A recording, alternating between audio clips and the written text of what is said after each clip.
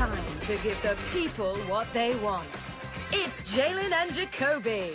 He is Jalen Anthony Rose. What up, doe? I'm David Jacoby. And on the cool check-in. Together, we are the program Jalen and Jacoby on ESPN Radio and ESPN2. What is it that we do, Mr. Rose? We get to find individuals that have consistently supported this program approximately 6 years. Or 7 years. Exactly what they want, when they want it. More importantly, when they need it. Well, they need it right now. And they want us to put 10 minutes on the clock and quickly go through all of the NFL games that we watched for 9 hours on Sunday. Are you ready, Mr. Rose? Let's start. Let's get it. We are going to start with the game that I predicted, the upset that I predicted. I thought the Rams were going to go into Dallas and beat the Cowboys, and guess what they did? Your thoughts? I want you to stick out your chest, and I want you to beat it just like King Kong, because you were exactly right, my brother from another mother. And if I was wrong, we wouldn't even bring it up, so it doesn't matter. Yes, we would. Nah. Because here's the thing. The Rams are 3-1 this year. They were last year, but it looks a lot different. It does look different.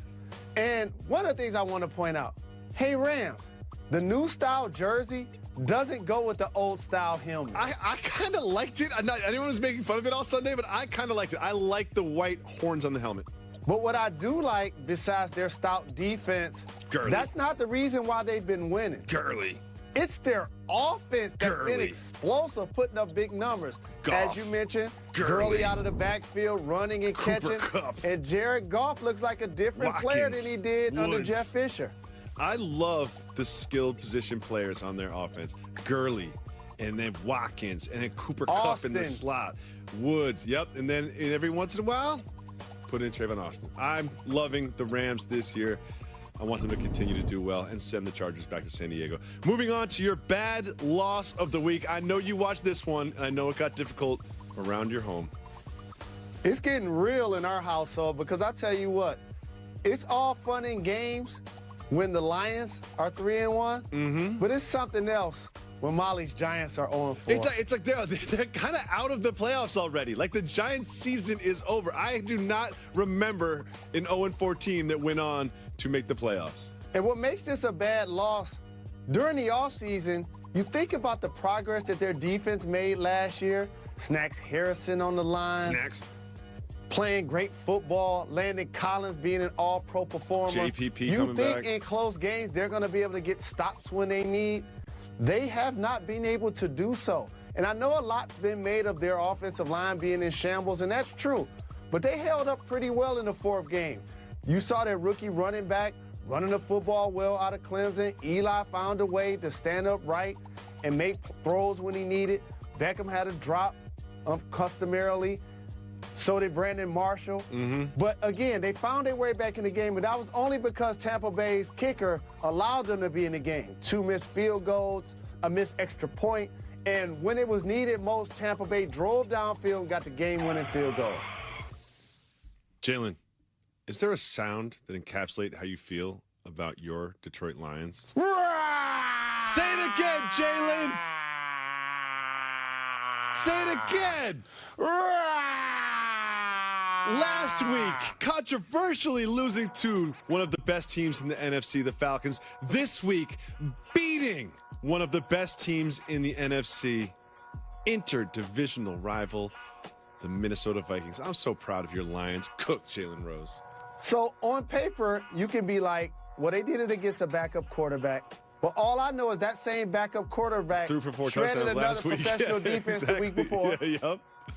I hated to see Dalvin Cook, rookie out of Florida State, who's playing great football, get injured. I know. On a cut, non-contact injury. You saw him grab it as he went down that led to a fumble. Did you like to see Amir Abdullah come back? I did. And usually under Matthew Stafford, the offense driving the football up and down the field is actually wild. If the team won, that was to take place. But it's been the stout defense that's been crucial to allow the Lions to now be 3-1 so far in this early season. Held the Vikings to 7 points, stopped them on a crucial series as they tried to tie the game up at the end. Great work from the Lions. You know I'm a die easy Patriots fan. Well, my Patriots fandom is dying very quickly now. Because Cam just came into Foxborough and kind of lit them up. And you thought, I was like, oh, the Patriots are going to come back and win. Patriots are going to come back and win. And they came back and tied the game only to watch Cam easily march down the field to set up a game-winning field goal. Patriots defense has not been impressive so far, Mr. Rose. Here's the beauty of sports. Explain. When Bill Belichick takes a talented group of individuals and they play phenomenal, all of a sudden we talk about his genius, and rightfully so. When he take a less talented group of individuals and they play great football, he's coaching them up. Yep. What do people have to say about the Patriots having the worst defense in football? Oh, I don't know. They've got the most efficient offense. And Matt Patricia, that ink pen in his ear don't look as fly when the defense ain't flying around the football. All that disheveled coach and all that stuff. It looks so good when you're coming back and winning the Super Bowl. But when you're 2-2 and you got tied with the Jets and the Bills are top of your division, it might be time for a trim around the beard area. That's all I'm saying. It might be time to put on maybe a button up, Bill Belichick. Like maybe we should switch something up around here. But when you've established the level of championship cachet that they have, in particular now on the offensive side of the football, Brady still looks terrific. When he's not on his back, he's been sacked 13 times so far this season. He's 40 years old. I do not like this. I agree with you. And I'm still waiting to see the signature Gronk takeover type performances. Hasn't happened. They've been missing Gronk. Even when Gronk catches it, he goes down quickly.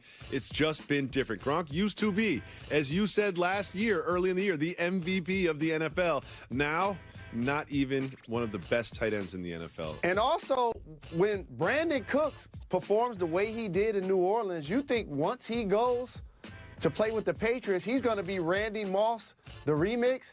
That hasn't necessarily taken place either. Broncos beat the Raiders. The Broncos are now 3-1 under Trevor Siemian, looking pretty good. Defense stout as always. Are they one of the best teams in the AFC?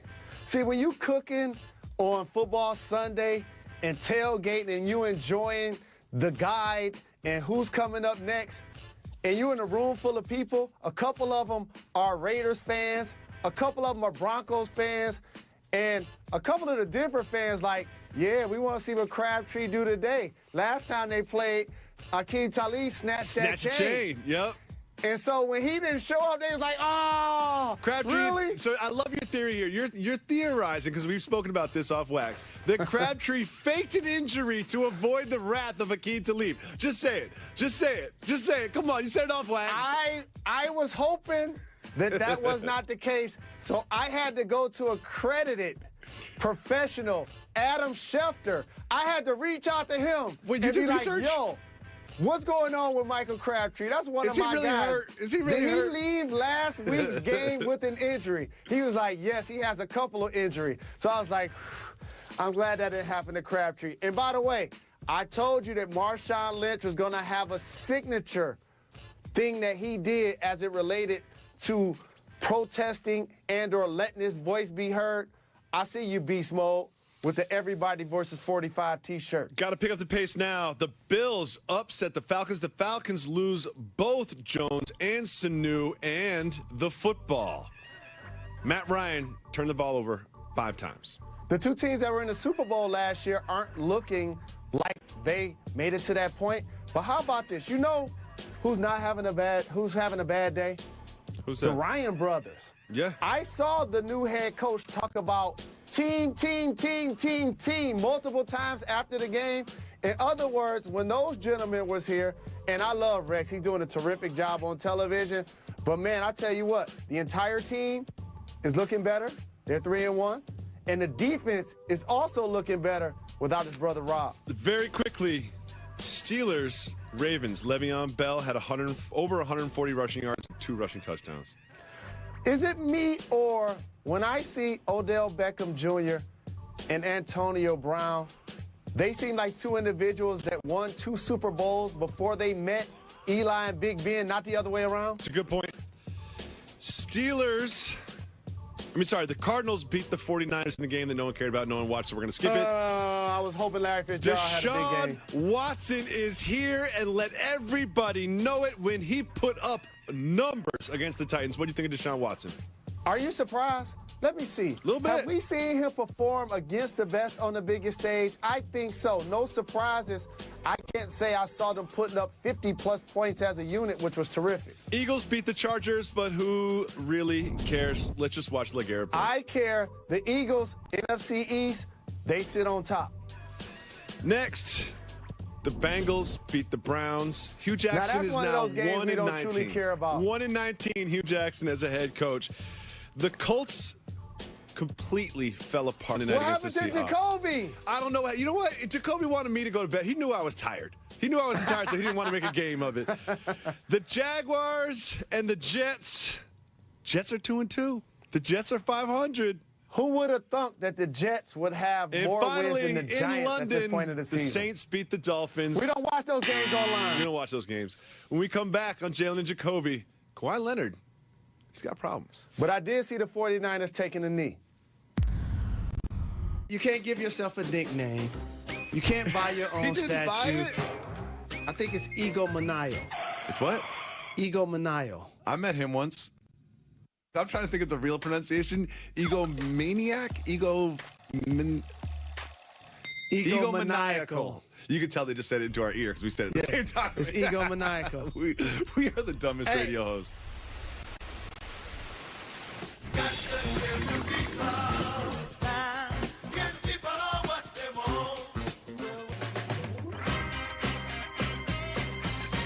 Welcome back to Jalen Jacoby on ESPN Radio and ESPN2. Jalen Rose, Cavaliers head coach, Ty Lue, has said that he is considering starting Jay Crowder, pushing Kevin Love to the 5, and Tristan Thompson out of the starting 5. What do you think about this potential move? No surprise, and it's not because of the curse of the Kardashians. Congratulations to Khloe and Tristan, who are expecting we support allegedly. Power couples. We've inaugurated them as a power couple. But what I will say is, basically, it's an acknowledgement about the conference that they play in. When you look at the elite teams in the Eastern Conference, Boston, Toronto, Washington, all come to mind, along with the Cleveland Cavaliers, clearly, they don't use the center to be a dominant force down low, in particular, scoring the basketball and or in the paint. So the activity that Tristan brings, run, jump, dunk, block shots, contest shots, can be something that they can take advantage of with the second unit and having Love out there with the starting unit. Though he's not a shot blocker, doesn't play above the rim. Gets rebounds. The thing that he brings to the table is not only could he stretch the floor by shooting the 3, the possession isn't over till you get a block steal and or a rebound. And he's one of the best position rebounders in the game. Whenever J.R. Smith sees a headline about the Cavs starting 5, he gets freaked out. He's like, wait, what? Huh? What happened? Did they make the announcement? What happened? Do I have to call my agent? He's like, oh, no, it's about Jay Crowder. He's like, oh, okay, cool. Dwayne Wade is one of the things that's freaking out J.R. Smith. And looks like his wine is kind of freaking out his teammates. Kevin Love and some others all gathered together. Richard Jefferson and Channing Frye. And let's take a look at them just tasting Dwayne Wade's 3 by Wade red wine. I know you love a good red, Jalen. Here they are, just sipping on it. The reaction isn't one of, oh my God, that was so delicious, I need to just buy a case of this. They kind of were a little tepid in their reaction to Mr. Wade's vintage red. I know you love a red, Jalen. Would you fake it if you're one of Dwayne Wade's teammates? You can't fake it till you make it. But for somebody like me who really just started drinking the red, you're red wine and do-rags. Like you consider yourself an expert, but you have very little experience. No question about it. All I know is this. We see Hoodie Melo getting love. This program should get love for Do-Rag LeBron. Do you think when they posted their video about Batman and Robin, LeBron was drinking Wade wine? No. Because he didn't have a problem with it. No, they invited LeBron over, and they said they were going to be drinking wine. LeBron got really excited. And they said they were going to be drinking Dwayne Wade wine. He was like, no, I can't make it. I've tried that. I can't make it. Next, there's news from the San Antonio Spurs, and it is not good news. Go, Spurs, go! Kawhi Leonard is not going to be playing in the preseason because he's continuing to rehab his right quadricep muscle. Jalen Rose, I want you to take a look at the projected starting five of the Spurs, okay? Let's take a look together. At the center position, we have Pau Gasol. And then at the power forward, we have LaMarcus Aldridge. And then we've got Kawhi Leonard. And then we've got Danny Green and Tony Parker. You and all of these other so-called experts have convinced that this is a top 3 team. They always get a big easy pass right into the top 3 in the Western Conference. What about this starting five makes you feel like this is a top team in the Western Conference? Hit the brakes. No. You never heard me say top 3 team going into this season. Jalen, well, everyone just gives the Spurs a pass. And how many All-Stars do you see in that starting five? I see one, Kawhi Leonard. Correct. Here's what I will say about the Spurs. When you look up at the end of the season and you see the standings, as long as Kawhi Leonard plays the lion's share of the games, he's going to make sure, along with Coach Pop, that they have 50 wins. I'm not so and sure, usually, Jalen. what that does, that's going to put you in the top handful of teams in your conference. Now, as it relates to advancing, they will have to tinker with that roster some in order to do so. But he's established himself as a guy that's going to be a candidate for MVP. And I'm just going to throw a dark horse out there before the season even starts. Say it. Giannis Antetokounmpo. I knew you were gonna go there. I knew you were gonna go there. I've called their squad team futuristic the last few years. And here's a guy playing in the East is going to have a chance to really uplift their franchise and take the next step. Can I throw a dark horse out there? Can I throw a dark horse out there? You know, a wing player who's going to get the lion's share of the minutes, score tons of the points, doesn't have a lot of help around him, just like Russell Westbrook last year. MVP, Lance Stevenson. Don't forget who else is going to score? Who else is going to score in the Pacers? He's going to score 40 a game. Lance Stevenson will be the MVP. Remember where you heard it first, here on Jalen and Jacoby on ESPN Radio and ESPN2. And when we come back, Jaromir Jagr tweeted a picture of his cat surrounded by money, drinking tequila.